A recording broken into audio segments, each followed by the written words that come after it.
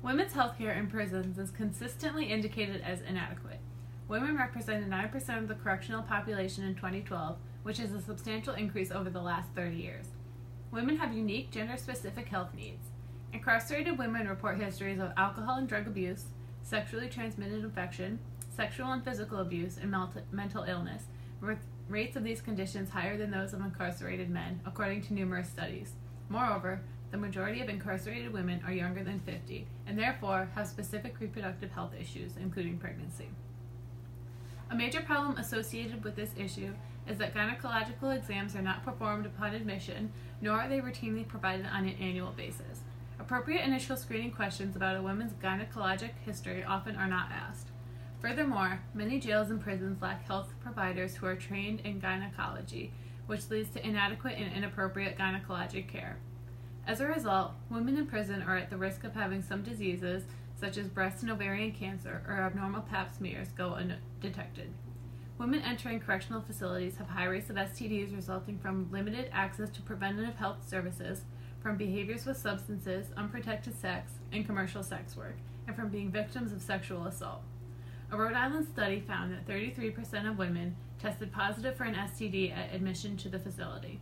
We can try to help by bringing awareness to this urgent case of neglect and offer routine visits to the gynecologists who are trained in healthcare for traumatized populations.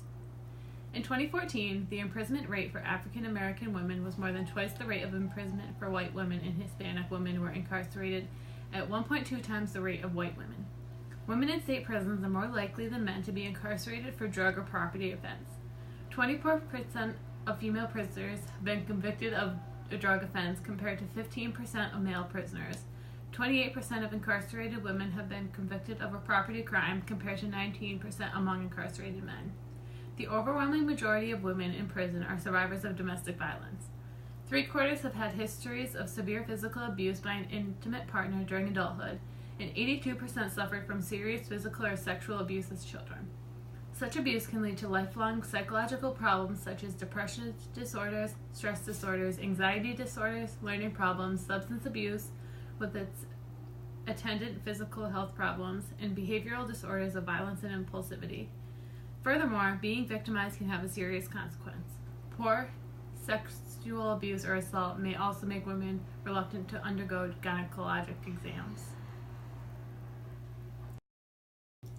There certainly are students on the Eastern Connecticut State University campus with relatives or mothers that are in prison. I am honestly not sure of the prevalence on the Eastern campus. There are many implications to resolve this urgent issue.